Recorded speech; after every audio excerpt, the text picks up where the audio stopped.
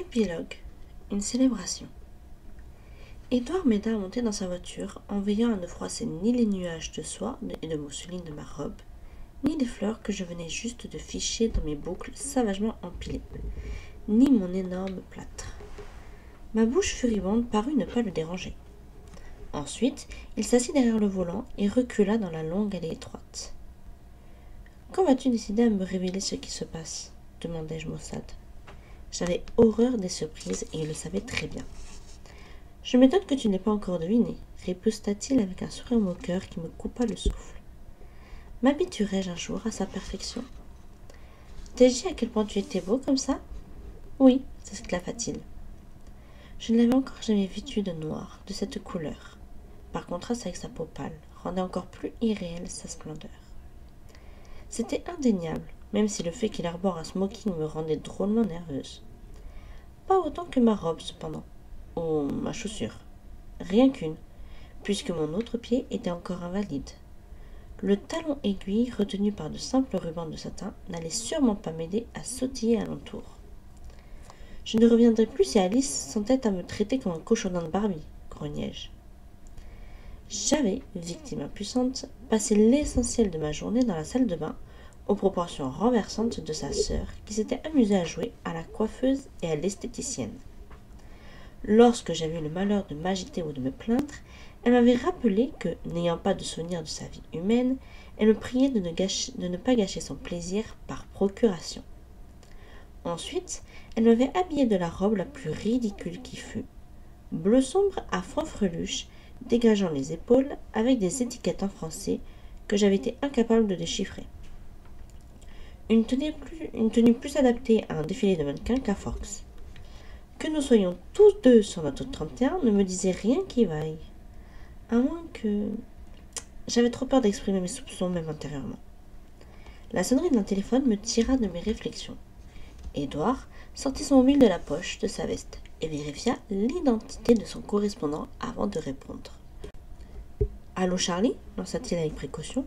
« Charlie » répétai-je abasourdi. Mon père s'était montré difficile depuis mon retour à Forks. Il avait adopté deux attitudes, bien distinctes depuis ma mésaventure. Envers Carlyle, il était d'une gratitude confinant à l'idolâtrie. En revanche, cette tête de mule était convaincue qu'Édouard était responsable de mes ennuis. Ne serait-ce que parce que j'étais partie par sa faute, avis qu'Édouard partageait d'ailleurs. J'avais droit à des règles nouvelles, couvre-feu, heure de visite. Une des phrases de Charlie fit ouvrir de grands yeux ahuris à Édouard, suivi aussitôt après d'un non moins grand sourire. « Vous plaisantez » rigola-t-il. « Qu'est-ce qu'il y a » demandai-je. Il m'ignora. « Passez-le-moi donc » répondit-il en jubilant. « Salut Tyler » reprit-il au bout de quelques secondes. « C'est moi, Edward Cullen. » Sous les deux raffables, je perçus la menace dans sa voix.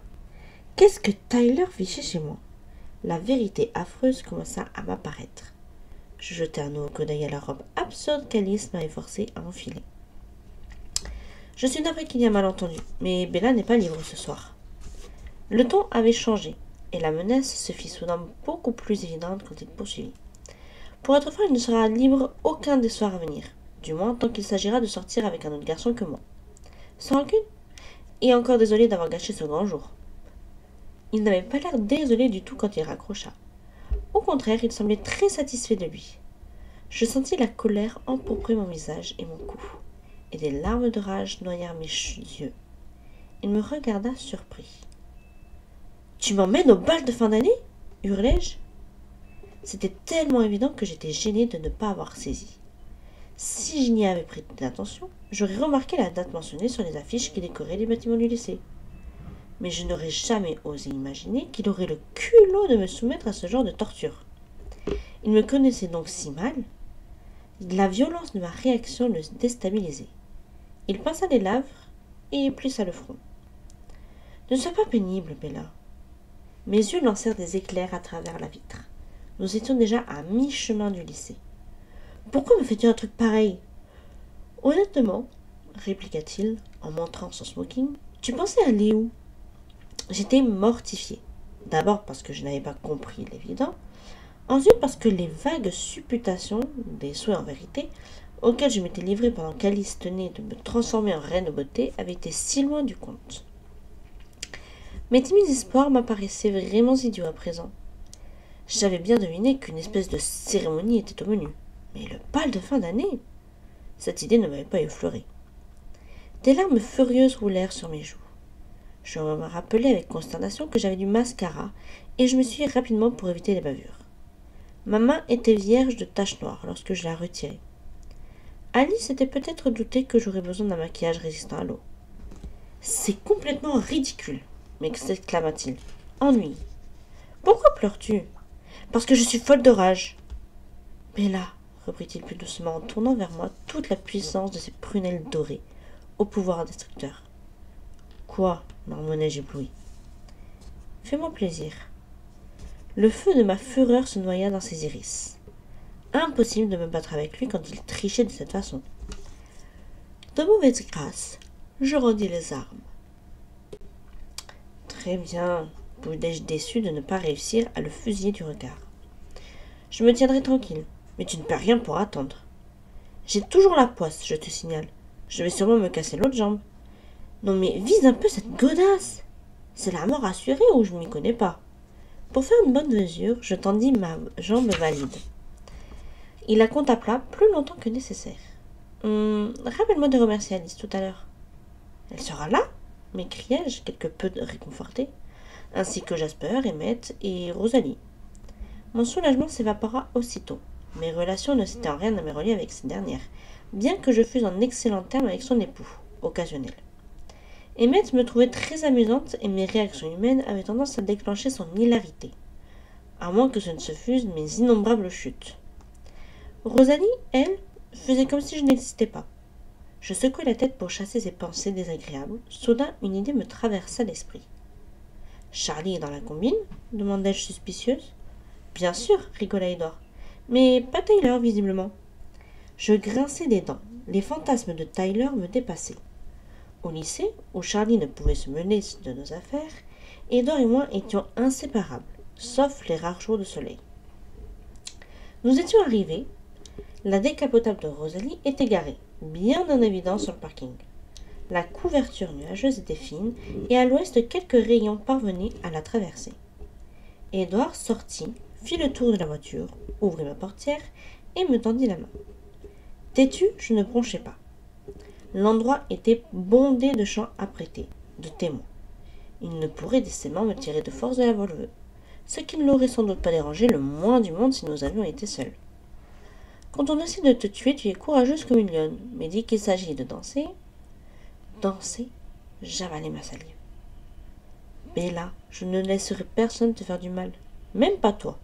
Je ne te lâcherai pas d'une semelle, juré. Je réfléchis à cette promesse et me sentis tout à coup beaucoup mieux. Il le lut sur mon visage. « Allez, insista-t-il gentiment, ça ne va pas être si terrible. » Se penchant, il passa un bras autour de ma taille. Je pris la main qu'il m'offrait et me laissai extraire de la voiture. Il continua à me soutenir tandis que je boitillais jusqu'à la porte. À Phoenix, les bals étaient organisés dans des hôtels. Ici, ça se passait évidemment dans le gymnase, sûrement la seule salle assez grande pour accueillir ce genre de manifestation. Je ne pus m'empêcher de ricaner. Des portiques de ballons avaient été installés et des guirlandes de papier crépon aux couleurs pastel ornaient les murs. On dirait le décor d'un film d'horreur, me moquai-je. Mais c'est que nous avons notre lot de vampires, murmura-t-il complice. Nous approchâmes de la table où l'on vendait les billets. Je contemplais la piste. Un grand vide s'était formé en son milieu, où deux couples évoluaient avec élégance. Les autres danseurs se pressaient sur les bords pour leur laisser la place. Personne ne tenant à se frotter à autant d'éclat. Emmett et Jasper étaient intimidants et parfaits dans leur smoking de facture classique. Alice était époustouflante dans une robe de satin noir dont les découpes géométriques dévoilaient de grands triangles de peau blanche comme neige. Quant à Rosalie, elle était indescriptible. Son fourreau d'un écarlate aveuglant s'évasait à hauteur de ses mollets en une traîne mousseuse. Son dos était entièrement dénudé et son décolleté plongeait jusqu'à son nombril. J'eus pitié pour toutes les filles de l'assistance, moi comprise. « Veux-tu que je verrouille les portes afin que tu puisses massacrer les innocents ?» chuchotai-je avec des accents de conspiratrice. « Dans quel groupe te places-tu ? Moi ? Avec les vampires, bien sûr. Prête à tout pour ne pas danser, hein. Absolument tout. Il acheta nos entrées, puis me conduisit sur la piste en me traînant presque. J'ai toute la nuit devant moi, menaça-t-il face à mes réticences. Il finit par m'amener près de ses frères et sœurs qui continuaient à tournoyer avec grâce dans un style qui n'avait rien à voir avec la musique et les mouvements contemporains. J'étais horrifiée. « Édouard » couinai-je, la gorge sèche, toute proche de la panique. « Je te jure que je ne sais pas danser. »« Ne t'inquiète pas, moi je sais. » Mettant mes bras autour de sa nuque, il me souleva et glissa ses pieds sous les miens. Puis, il m'emporta dans un tourbillon. J'ai l'impression d'avoir 5 ans, ris-je au bout de quelques minutes à valser sans effort. Rassure-toi, tu n'as pas l'air d'avoir 5 ans, murmura-t-il en me serrant un peu plus contre lui. Le regard d'Alice croisa le mien, et elle me lança un sourire encourageant. Je me surpris à sourire aussi, étonné de constater que je m'amusais un peu. D'accord, reconnus-je. Ce n'est pas si mal. Édouard, cependant, fixait les portes avec colère. Intrigué, je me dévissai le cou et finis par apercevoir ce qui l'ennuyait. Jacob Black. Pas en habit de soirée, mais en chemise blanche, à manches longues et cravate. Ses cheveux tirés en queue de cheval venaient vers nous. Revenu de ma stupeur, je ne pus m'empêcher d'éprouver de la peine pour lui.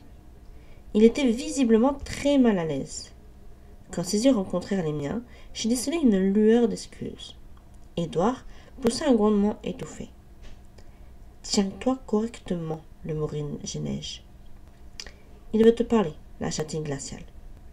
Jacob nous avait rejoints maintenant, plus embarrassé et désolé que jamais. « Salut Bella, j'espérais te trouver ici. » Son ton laissait supposer le contraire, même si son sourire était aussi craquant que d'habitude. « Salut Jacob, que se passe-t-il » Puis-je demanda-t-il prudemment à mon cavalier. Je remarquai qu'il n'avait pas besoin de lever la tête. Il avait dû encore grandir depuis notre dernière rencontre. Le visage d'Édouard ne trahissait rien. Il se contenta de me poser prudemment sur mes pieds et de reculer d'un pas. « Merci, » dit Jacob.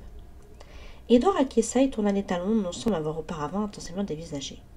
Jacob posa la main sur ma taille et je tendis les bras pour m'accrocher à ses épaules. « Bon sang, Jacob, tu mesures combien ?»« 1,88 m, annonça-t-il fièrement. Nous ne dansons pas vraiment. À cause de ma jambe, nous nous balancions plutôt maladroitement de gauche à droite sans bouger les pieds. Ce qui était aussi bien. Sa récente montée en graine l'avait rendu dégingandé et maladroit. Sans compter qu'il ne devait pas être meilleur danseur que moi. « Comment se fait-il que tu sois venu » m'enguis-je. Vu la réaction d'Édouard, je me doutais de la réponse. « Mon père a craché 20 $ pour que j'assiste au bal. Tu le crois » avoua-t-il un peu honteux. « Hélas, oui. Eh bien, j'espère que tu t'amuseras. Tu as repéré quelqu'un qui te plaisait » me causai-je en dessinant du menton un groupe de filles alignées le long d'un mur comme des bonbons pastels. « Oui, soupira-t-il, mais elle est prise. » Il baissa brièvement les yeux vers moi et nous nous détournâmes gênés. « Au fait, tu es très jolie, » ajouta-t-il timidement. Merci. Alors, pourquoi Billy a-t-il payé ton billet » Jacob jouit, hésitant. « Il a dit que c'était un endroit sûr pour discuter avec toi, » finit-il par chuchoter. « Il perd la boule si tu veux mon avis. » Passons. Il a promis de m'acheter ce mètre cylindre dont j'ai besoin si j'acceptais de te parler. Vas-y, j'ai envie que tu termines ta voiture. En tout cas, il ne croyait pas à ces histoires, ce qui rendait la situation un peu plus facile. Adossé à un mur, Édouard m'observait, les traits dénués d'expression. Je remarquai qu'une fille de seconde le contemplait pleine d'espoir, mais il ne lui prêtait aucune attention. « Ne te fâche pas, » reprit Jacob encore une fois penaud. « Je n'ai aucune raison de t'en vouloir. Je n'en voudrais même pas à Bill. Dis-moi ce que tu as en tête. » C'est vraiment idiot. Je suis désolée, Bella. Il souhaite que tu rompes avec ton petit copain. S'il te plaît, a-t-il précisé. Dégoûté, il secoua la tête. Toujours aussi superstitieux, hein? Oui. Il a très mal réagi quand il a appris que tu avais été blessé à Phoenix. Il n'a pas cru... Embarrassé, il s'interrompit. Je suis tombée, affirmai sèchement. Je sais. Il pense qu'Édouard est pour quelque chose dans cet incident, hein? Ce n'était pas une question et malgré ma promesse, j'étais furieuse. Jacob n'osait pas me regarder. Nous ne prenions même plus la peine de bouger au rythme de la musique. Écoute, tant pis si Billy n'y croit pas, mais je tiens à ce que toi tu sois au courant. Édouard m'a sauvé la vie. Sans lui et son père, je serais morte. Je sais, répéta-t-il. J'eus l'impression que mes paroles sincères l'avaient touché. Il arriverait peut-être à persuader Billy de ça, sinon du reste. Navré que tu aies copé de cette mission. Enfin, tu auras au moins gagné tes pièces détachées. Oui, marmotta-t-il en regardant ailleurs, très ennuyé. Autre chose? Laisse tomber, je me dégoterai un boulot, j'économiserai. Je le fixai jusqu'à ce qu'il accepte de rencontrer mes yeux. Crache le morceau, Jacob. C'est nul, je m'en fiche. Très bien, tu vas mal le prendre. Il m'a demandé de te dire, de te prévenir que nous, et le pluriel est de lui, je n'y suis pour rien, ne relâcherions pas notre garde. Il m'examina d'un air inquiet, guettant ma réaction. J'éclatai de rire, tout ça faisait tellement mafia. Quelle sale mission il t'a confiée, persiflai-je. Il y a pire, assura-t-il un sourire soulagé, tout en jaugeant ma tenue d'un air appréciateur. Bon. Dois-je lui faire savoir qu'il se mêle de ses oignons? Non, soupirai-je, remercie-le de ma part. Il n'a que de bonnes intentions après tout. Sur ce, la chanson s'acheva. Les paumes de Jacob hésitèrent autour de mes hanches, et il envisagea furtivement ma jambe platée. Tu veux continuer à danser ou préfères-tu que je t'accompagne à une chaise? Édouard répondit à ma place. T'inquiète, Jacob, je prends le relais. Le jeune Indien tressaillit et examina avec des yeux ronds Édouard qui se tenait juste à côté de nous. Oh, je ne t'avais pas vu, balbutia-t-il. Un de ces jours, Bella. Il recula et m'adressa un petit geste de la main. C'est ça, plus, lançai-je avec un sourire. Désolé, s'excusa-t-il de nouveau avant de gagner la sortie. Les bras d'Édouard s'empâtèrent de ma taille pour la danse suivante. L'air était un peu trop entraînant pour un slow, mais ça lui semblait égal. J'appuyai ma tête contre son torse, heureuse. Soulagée? Raillai-je. Pas vraiment. Ne sois pas en colère après Billy. Il s'inquiète pour moi au nom de son amitié avec Charlie. N'y vois rien de personnel. Je ne suis pas en colère contre après Billy, s'éna-t-il d'une voix cinglante. C'est son fils qui m'irrite. Pourquoi? M'exclamai-je en me détachant de lui. Il paraissait sérieux. Pour commencer, il m'a obligé à trahir ma parole. Pardon? J'avais promis de ne pas te quitter d'une semelle. Oh, je te pardonne. Merci, mais ce n'est pas tout. J'attendis patiemment. Il a dit que tu étais jolie, finit-il par lâcher un sourcillant. C'est presque insultant. Tu es beaucoup plus que ça. Tu es de parti pris, m'esclaffai-je. Je ne suis pas d'accord, et puis je te rappelle que j'ai une excellente vue. Nous tournerions mes pieds sur les siens, étroitement enlacés. Vas-tu m'expliquer la raison de notre présence ici? Demandai-je au bout d'un moment. Surpris, il me dévisagea, tandis que je faisais exprès d'admirer les guirlandes de papier crépon. Il médita quelques instants, puis, changeant de direction, m'entraîna en valsant à travers la foule jusqu'à la porte arrière du gymnase. J'eus le temps d'apercevoir Jessica et Mike qui dansaient en nous contemplant d'un air étonné. Jessica me salua de la main et je lui adressai un bref sourire. Angela était là, elle aussi rayonnante, plongée dans les bras de Ben Gêné. Elle ne leva pas les yeux plongés dans ceux de son partenaire, plus petit qu'elle, de 15 bons centimètres. Lee et Samantha et Lorraine, Connor et Lorraine, laquelle nous jeta un regard mauvais. Je pouvais nommer tous les visages qui virevoltaient autour de moi. Puis, nous fûmes dehors dans la lumière fraîche et trouble du soir. Dès que nous fûmes seuls, Edouard me prit dans ses bras et m'emporta de l'autre côté des terrains de sport, jusqu'au banc qu'abritait un arbousier. Il s'y assit sans me lâcher, serré contre lui.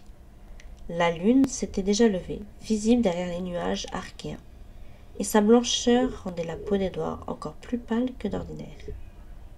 Alors, c'est le crépuscule, murmura-t-il. Encore une fois, une autre fin. Aussi parfait qu'en était le jour. Il faut qu'il meure. Certaines choses sont éternelles, marmonnai-je, entre mes dents brusquement tendues. Il soupira. Je t'ai emmené au bal, dit-il d'une voix lente, parce que je ne veux pas que tu rates quoi que ce soit. Je refuse que mon existence te prive de quelque chose, si je peux l'éviter. Je désire que tu sois humaine, que ta vie se déroule comme elle aurait fait si j'étais mort en 1918 comme prévu. Ces mots me firent frissonner et je me débattis furieuse. Dans quelle étrange dimension parallèle serais-je jamais allée au bal de moi-même? Si tu n'étais pas 1000 fois plus fort que moi, je ne t'aurais jamais laissé agir. Un sourire étira ses lèvres sans toucher ses yeux. Ce n'était pas si mal, tu l'as reconnu. Parce que j'étais avec toi. Le silence tomba. Il se concentrait sur la lune, moins sur lui.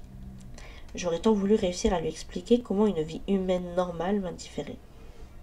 J'ai une question, reprit-il d'un ton plus tard. Y répondras-tu? N'est-ce pas ce que je fais toujours? Promets juste de ne pas te dérober. D'accord. Je devinais aussitôt que j'allais le regretter. Tu as paru sincèrement étonné quand tu as compris que je t'amenais ici. Je l'étais, l'interrompis-je. Certes, mais tu devais bien avoir envisagé autre chose. Je serais curieux d'apprendre ce à quoi tu pensais quand je t'ai demandé de t'habiller. Je ne m'étais pas trompée, j'hésitais.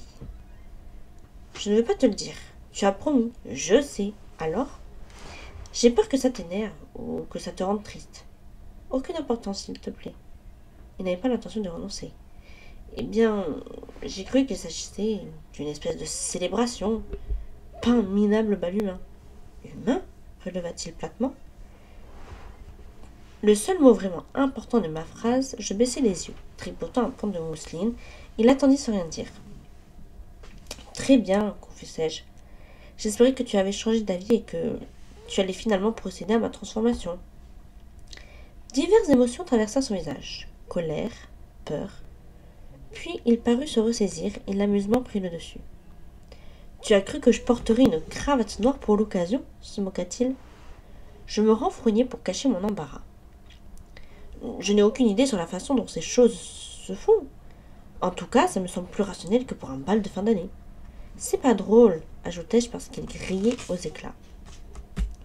Tu as raison, ça ne l'est pas, admit-il en reprenant son sérieux. Mais j'ai préféré croire que tu plaisantais. Ce n'est pas le cas. J'en suis conscient, hélas. Tu le désires à ce point-là? La douleur était revenue dans ses prunelles. Je me mordis la lèvre et acquiesçai. Si prête à mourir, murmura-t-il, comme pour lui-même, à connaître le crépuscule de ta vie, alors qu'elle a à peine commencé, à tout abandonner. Ce n'est pas une mort, c'est une renaissance, chuchotai-je. Je ne mérite pas, souffla-t-il chagrin. Te rappelles-tu le jour où tu m'as dit que je ne voyais pas de façon très claire? Visiblement, tu as atteint de la même cécité. Je sais qui je suis. Soudain, son humeur changea de nouveau. Plissant les lèvres, il me scruta un très long moment. Tu es prête là, maintenant? Demanda-t-il. Oui. Souriant, il inclina lentement sa tête jusqu'à ce que ses lèvres froides frôlent la peau de mon cou. Tout de suite, chuchota-t-il, son haleine glaçant ma gorge. Je ne pus retenir un frisson. Oui, répondis-je tout bas pour que ma voix ne se brise pas. S'il pensait que je bluffais, il allait être déçu. J'avais choisi, j'étais sûre de moi. Tant pis si mon corps était rigide comme une planche, mes poings serrés et ma respiration heurtée. Avec un rire sombre, il se recula. Il paraissait déçu. Tu ne crois quand même pas que je céderai si facilement, railla-t-il. On a le droit de rêver. C'est donc ce à quoi tu rêves, devenir un monstre. Pas tout à fait, répliquai-je, piqué par l'emploi du mot. Un monstre, non mais je vous jure. Mon rêve, c'est surtout d'être avec toi pour l'éternité. Son visage prit une expression à la fois tendre et mélancolique quand il perçut ma peine. Bella, je resterai toujours avec toi. N'est-ce pas suffisant? Ses doigts dessinaient légèrement les contours de mes lèvres, et je souris. Ça ne l'est que pour l'instant. Ma ténacité lui déplaisait. Aucun de nous deux ne s'avouait vaincu ce soir. Il poussa un soupir, presque un grognement. Je caressai son visage. Écoute, continuai-je, je ne t'aime plus que tout au monde. N'est-ce pas suffisant? Si, ça l'est, l'admit-il en se détendant. Pour l'éternité. Sur ce, il se pencha et posa une nouvelle fois ses lèvres glacées contre mon cou.